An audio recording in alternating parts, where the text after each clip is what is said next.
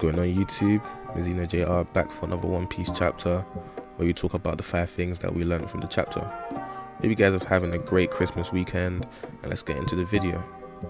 The first thing that we learned from this chapter comes from the cover story, where we see what I believe to be a younger version of Mads, the science group which involved Vegapunk, Queen, Teach and Caesar Clown.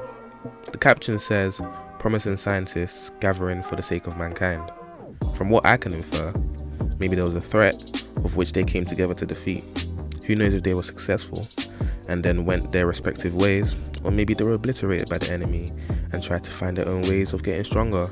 For example, Vegapunk joining the world government, Caesar creating his own devil fruits, and Queen joining Kaido and Emperor, and also Teach creating his own superhumans, which are his children. It looks like they were all searching for their own version of strength. The second thing that we learned from this chapter is Vegapunk's method of recreating devil fruit powers in the Seraphims.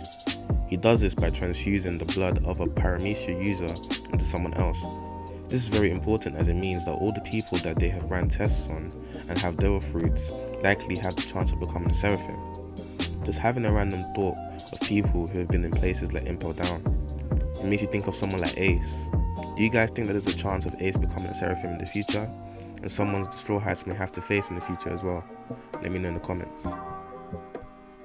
The third thing that we learned from this chapter was the after effects of using Gear 5th for Luffy. After using his Gear 5th form, Luffy entered a state which was very similar to the state that he gets into after using Gear 4th. This now confirms that there is definitely a consequence for using Gear 5th. When using Gear 4th, Luffy couldn't use Haki for 10 minutes. However, with Gear 5th, it may be that he can't use his double fruit for a certain amount of time, which would be the first time that Luffy would need to fight without even using his double fruit at all. I hope that the use of this form does not harm Luffy in the long term. The fourth thing that we learned was that Lucci was destroyed by Luffy. I mean, it's getting crazy with the amount of things Luffy can do with Gear 5, as he's able to turn his surroundings into rubber, which shows that his devil fruit is definitely awakened. Which also makes it impossible for an enemy to even face Luffy.